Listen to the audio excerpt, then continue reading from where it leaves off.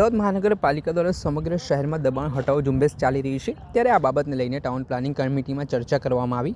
કમિટીમાં એવી રજૂઆત કરાઈ કે કામગીરી બતાવવા ઘણા કિસ્સાઓ એવું કરવામાં આવે છે કે અંદરના રોડમાં ઊભેલી લારી ગલ્લાવાળાઓને હેરાન કરવામાં આવે છે, તેઓને સામાન જપ્ત કરવામાં આવે છે અને આથી આપ અંગે જરૂરી ક્રાઇટેરિયા બનાવી દબાણ હટાવવાની કામગીરી કરવા તાકીદ કરાઈ છે। આ મામલે શું કહી રહ્યા છે ટીપી કમિટીના ચેરમેન પ્રિતેશ મહેતા, તેમને સાંભળો।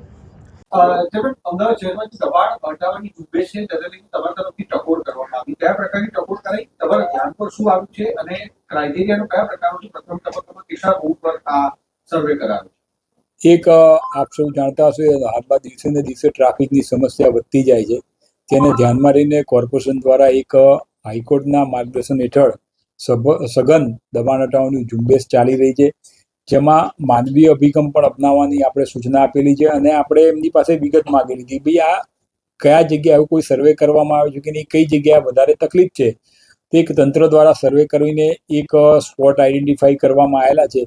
પ્રથમ તબક્કામાં આટલી જગ્યાઓએ સઘન ઝુંબેશ દ્વારા કાર્ય કરવામાં આવશે। ત્યારબાદ બીજા તબક્કામાં કે ત્રીજા તબક્કામાં પણ આ જ કામગીરી સતત ચાલુ રાખવામાં આવશે। 76 હું લિસ્ટ આપી દઉં છું।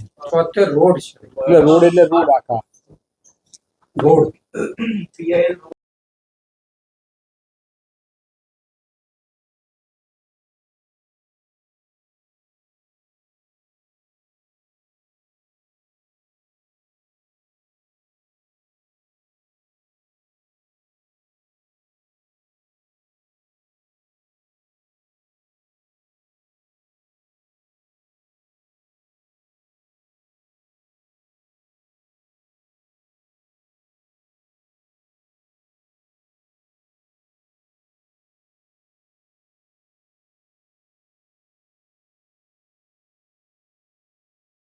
આપણે સાંભળ્યા હતા ટીપી કમિટીના ચેરમેન પ્રિતેશ મહેતાને। તેમણે જણાવ્યું કે નાના માલ સામાનને જપ્ત કરતા પહેલાં તેઓને રોડ ઉપર નહીં ઊભા રહેવા તાકીદ કરવી જોઈએ અને છતાં પણ જો દબાણ કરે તો તેને સામાન જપ્ત કરવો જોઈએ તેવી રજૂઆત કરવામાં આવી છે।